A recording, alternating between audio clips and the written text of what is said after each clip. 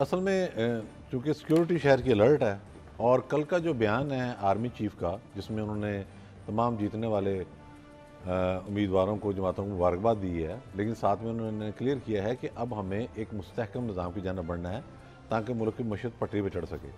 और जो लफ्ज़ इस्तेमाल किया गया है उस प्रेस रिलीज़ में, उसमें उन्होंने ये वाज़े कर दिया है कि इंतशार की अब गुंजाइश नहीं है पाकिस्तान में, है भी नहीं, हकीकत है। वाकई भी नहीं है, बिल्कुल ठीक। अच्छा, जिनसे आपका वास्ता पड़ा हुआ है, जो ट्रेंड किए गए हैं लोग 2011 से, वो इंतशार के लिए किए गए हैं। वो अपोजिशन में हो तो इंतशार, वो हुकूमत में हो तो फिर इंतशार। तो ये चीज़ों की ज़्यादा इस तरह से अब मिलना मुश्किल है।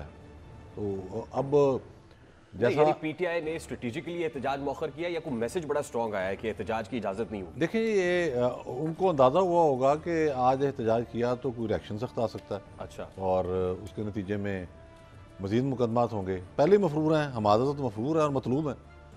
तो उन्होंने फिर यही मुनासिब समझा कि ऐलान करके आज पीछे हटा जाए। और लेकिन ये कह देना कि ये इस चीज़ से बाद आ जाएंगे, ऐसा नहीं है, क्योंकि हमने देख लिया कि मुसलसल ये असम्बली के अंदर हों या असम्बली के बाहर हों, इनकी पॉलिटिक्स ही एजिटेशन की है, दूसरों को तंग करने की है, और ये समझते हैं कि इस तरीके के साथ हम जिंदा रह सकते हैं।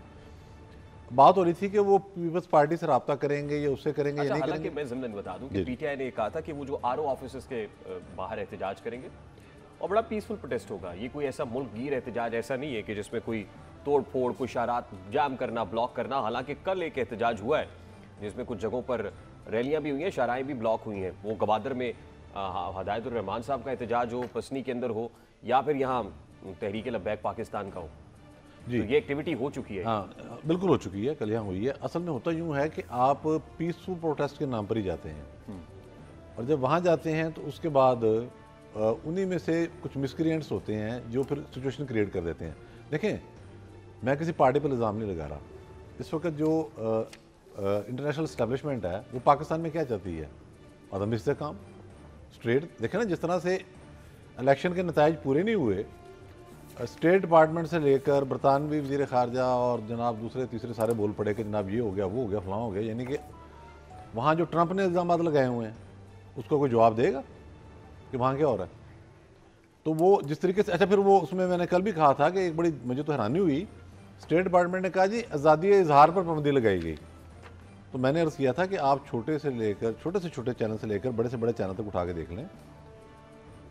इलेक्शन की तारीख का ऐलान होने के बाद मीडिया ने मजमूई तौर पर चंद सहाफ़ियों को निकाल के, चंद एंकर्स को निकाल के, उन्होंने ये पूरी कोशिश की कि ना सिर्फ इस इलेक्शन को मुतनाज़ा बनाना है, यानी कि इलेक्शन भी होना था, ये डेलिब्रेट कोशिश है और उसमें हर तरह के जुमले बोलेंगे।